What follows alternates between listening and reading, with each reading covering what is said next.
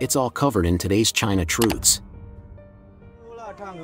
Kenapa kamu menangis sambil bernyanyi? Karena hari ini aku akhirnya mendapatkan uang. Hari ini aku akhirnya mendapatkan uang. Sekarang aku bisa makan nanti. Aku bisa lihat hidupmu benar-benar sulit. Biar ku berikan lagi 100 yen, dan kamu bisa nyanyikan aku satu lagu lagi. Baiklah, oke. Aku dengar tentang seorang gadis remaja yang bekerja sebagai kurir pengantar makanan. Apa yang bisa kamu beli dengan 1 yuan? Dia bilang, cukup untuk 1 kali makan. Hanya 1 kali makan. Setiap hari dia makan 3 hal yang sama. Di Hangdian, ada banyak sekali pemeran figuran yang bekerja di industri film. Orang-orang sepertiku yang mengambil peran kecil di latar belakang jumlahnya hampir 200.000. Upahnya hanya sedikit di atas 10 yuan per jam. Jika kamu tidak mengambil pekerjaan itu, orang lain akan mengambilnya karena terlalu banyak orang yang sangat ingin bekerja sebagai figuran. Beberapa orang bilang kalau tidak ingin hidup seperti ini, beli saja tiket ke Shenzhen. Tapi begitu sampai, hampir mustahil menemukan pekerjaan tetap. Kamu tidak bisa hidup, tapi kamu juga tidak bisa mati. Untuk mendapatkan lebih banyak uang, kamu harus lembur. Bagiku, jam kerjaku dari jam 8 pagi sampai setidaknya jam 10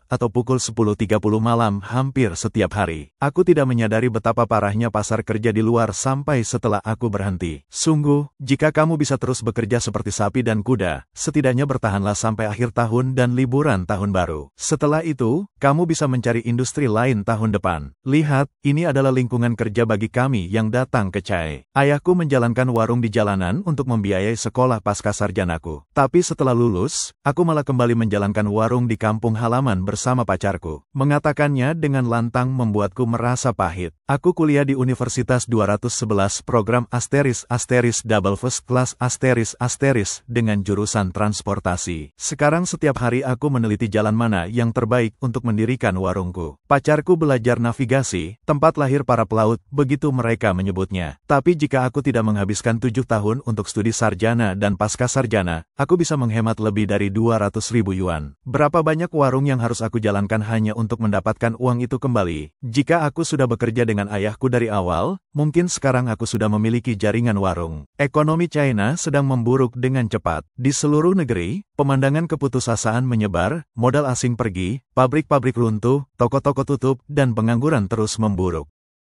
Beberapa orang bahkan tidak mampu membeli makanan, menghadapi krisis kelangsungan hidup. Akhir-akhir ini, banyak netizen di seluruh China daratan berbagi di media sosial bagaimana mereka di PHK dan tidak bisa menemukan pekerjaan baru. Banyak yang menangis bahwa mereka tidak punya penghasilan, hidup terlalu keras, dan mereka tidak bisa terus hidup. Jangan datang ke Guangdong, kata seorang pria. Aku tidak bisa menemukan pekerjaan di sini. Aku bahkan tidak mampu membeli makanan. Aku tidak punya tempat tinggal, jadi malam-malam aku hanya tidur di sini. Aku ingin pulang, tapi aku bahkan tidak punya uang untuk ongkos bus. Jika kamu belum datang, jangan datang. Persaingannya terlalu brutal. Kalau saja aku tahu, aku tidak akan pernah datang ke Guangdong. Aku bahkan harus meminjam uang untuk ongkos ketika pertama kali meninggalkan rumah. Dan sekarang aku bahkan tidak mampu untuk pulang. Aku ingin pulang, tapi apa yang harus kulakukan jika aku bahkan tidak punya uang untuk ongkos bus? Sungguh sulit untuk menghasilkan uang sekarang. Tadi pagi, aku pergi membeli sarapan dari seorang teman sekampung yang punya warung. Dia pasti sudah sekitar 70 tahun. Dia berkata, bisnis sedang buruk, dan terus mengeluh kepadaku. Aku bilang padanya, bisnismu lumayan bagus tahun lalu dan tahun sebelumnya. Apa yang terjadi sekarang? Dia berkata, tidak ada orang lagi. Aku tidak tahu kemana semua orang pergi. Apakah ini benar-benar kenormalan baru? Dengan punggung yang membungkuk, dia berbicara kepadaku sambil terus bekerja dengan tangannya. Mendengarnya saja sudah menyedihkan. Banyak orang sekarang hampir tidak mampu makan. Apa kamu percaya itu? Jangan pikir aku hanya mengatakan ini. Aku punya klien restoran di WeChat. Aku memeriksa catatan transaksinya dan menemukan sesuatu yang mengejutkan. Pada tahun 2021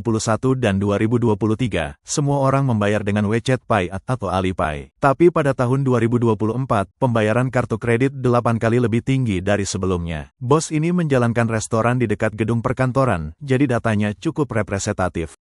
Apa artinya ini? Ini menunjukkan bahwa orang bahkan tidak punya uang untuk makan lagi. Mereka meminjam hanya untuk makan. Pada tahun 1972, ketika orang-orang pergi ke restoran, mereka akan melambaikan tangan dan berkata, "Bos, bawakan 4 hidangan dan 1 sup." Tapi sekarang, ketika orang-orang masuk restoran, hanya, "Bos, 1 mangkuk nasi dengan lauk." Jika orang-orang hampir tidak mampu makan, maka selain pemerintah membagikan uang, aku benar-benar tidak bisa memikirkan cara cepat untuk memulihkan daya beli konsumen. Di kabupaten kecil kami, 14.000 orang datang untuk bersaing memperebutkan pekerjaan pemerintah. Hanya 191 posisi secara total, tapi 14.000 pelamar. Setiap hotel dan penginapan di kota, besar atau kecil, terisi penuh. Kabupaten kecil yang rusak ini mungkin belum pernah melihat pemandangan seprosperus ini sebelumnya. Hari ini, aku kebetulan melewati beberapa lokasi ujian. Ya ampun, aku mendengar aksen dari seluruh negeri, beberapa bahkan belum pernah kudengar sebelumnya, berbagai macam dialek aneh. Aku berkata pada diriku sendiri, aku sudah melakukan perjalanan ke seluruh China, tapi di kabupaten kecil kita di utara ini, kamu bisa mendengar aksen dari mana saja. Kemarin jam 6 pagi, aku melihat seorang lelaki tua berjalan sendirian di jalan pegunungan. Dia bilang padaku dia sudah berjalan lebih dari 26 jam tanpa henti. Ketika aku bertanya apakah dia sudah makan, dia dengan tenang berkata, 2 hari, tidak ada makanan. Dia tidak punya uang untuk bus. Jadi, dia mencoba berjalan kaki kembali ke kampung halamannya. Aku bilang padanya, duduk dan tunggu aku. Kalau aku tidak membantumu, kamu tidak akan sampai rumah malam ini. Masa-masa benar-benar sulit. Bahkan restoran kelas atas mendirikan warung makan di pinggir jalan karena tidak ada yang makan di dalam lagi. Ketika restoran besar dipaksa menjual makanan jalanan, itu berdampak pada semua orang. Sopir taksi, pemasok, petani, biji-bijian, minyak, sayuran, daging. Setiap mata rantai menderita. Orang biasa hampir tidak bisa bertahan hidup. Industri ini sulit untuk bertahan. Industri itu juga sulit untuk bertahan. Video terakhir yang kubuat tentang betapa sulitnya mengemudi taksi menjadi viral dengan lebih dari 200.000 penayangan. Banyak pengikut meninggalkan komentar yang mengatakan industri mereka sendiri sama sulitnya. Banyak pengikut juga mengirim pesan kepadaku, berbagi bahwa industri mereka juga berjuang. Seseorang mengangkut semen dan pasir tapi hampir tidak mendapatkan pekerjaan. Yang lain bekerja sebagai agen real estate dan mengatakan tahun ini ada lebih banyak apartemen kosong dari sebelumnya. Seseorang menginvestasikan ratusan ribu di apotek namun hanya menghasilkan sekitar 300 yen laba kotor sehari. Beberapa cabang bank telah tutup. Seorang saudara yang menjual kunci mengatakan bisnisnya sulit. Teman lain menjalankan toko mie buatan tangan di Jalan Yua di Siawang. Tapi beberapa tahun terakhir ini, restorannya tidak ada pelanggan.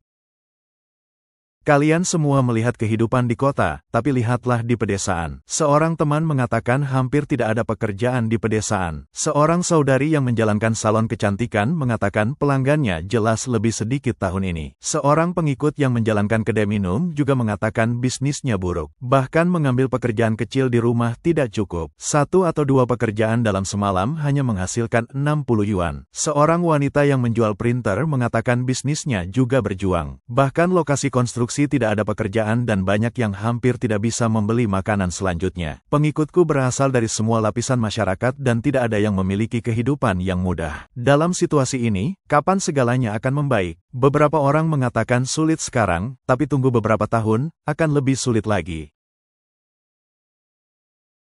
Setiap industri berjuang. Orang-orang tidak bisa menghasilkan uang dan ketika mereka akhirnya menghasilkan sedikit, mereka tidak ingin membelanjakannya. Uang tidak beredar lagi. Itu sebabnya aku selalu mengatakan betapa sulitnya industri taksi. Menjadi tidak mungkin untuk bertahan hidup. Hidup terlalu sulit. Jujur, aku merasa mungkin tidak bisa melanjutkannya. Aku baru saja kehilangan pekerjaan. Aku baru saja menandatangani surat pengunduran diri. Begitu banyak perusahaan besar yang memberhentikan orang, dan aku tidak pernah berpikir aku akan menjadi salah satunya. Biaya bulanan saja sekitar 10.000 yuan, belum termasuk utang. Setiap hari hidup ada biayanya.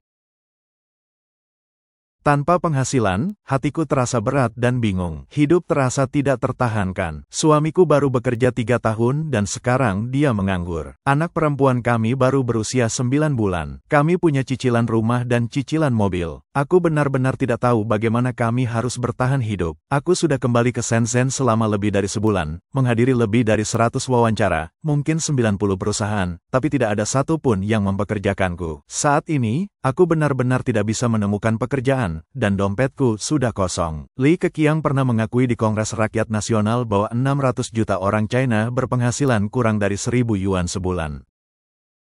Pengungkapan itu menghancurkan ilusi pemberantasan kemiskinan total dan pencapaian masyarakat yang cukup makmur.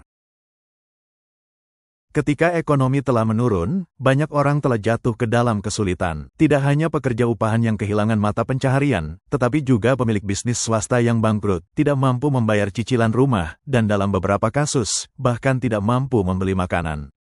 Kemanapun kamu melihat, semua jalan tampaknya menemui jalan buntu. Kenyataannya adalah, ketika ekonomi menurun, semuanya terbongkar, seperti semangkuk mie. Begitu kamu tidak bisa mempertahankannya, semuanya hancur berantakan. Memikirkannya, yang disebut bos-bos besar itu tidak jauh berbeda dari kita. Mereka bangkit dalam sebuah gelombang, dan itulah momen mereka. Beberapa mungkin mengandalkan penipuan, tapi selama gelembung itu tidak pecah, mereka tidak terekspos sebagai penipu. Begitu pecah, semuanya keluar. Semuanya runtuh. Apakah benar-benar ada perbedaan antara mereka dan kita? Tahun ini terasa seperti tahun yang mematikan bagi para wirausahawan. Apa kamu juga tidak berpikir begitu? Saat kita melihat ke seluruh China hari ini, perjuangan kelas pekerja tidak bisa lagi diabaikan. Kebangkrutan menyebar, pengangguran meningkat, dan banyak keluarga kehilangan satu-satunya sumber pendapatan mereka. Pabrik tutup, restoran kosong, dan toko-toko kecil tutup satu persatu. Jutaan pekerja biasa tidak memiliki apa-apa, tidak ada pekerjaan, tidak ada tabungan, tidak ada jaminan. Bagi mereka, bertahan hidup itu sendiri telah menjadi pertempuran terbesar dari semuanya. Ini bukan hanya kemerosotan ekonomi, ini adalah titik puncaknya bagi kelas pekerja China. Silakan bagikan pemikiranmu di bagian komentar di bawah, dan terima kasih telah menonton.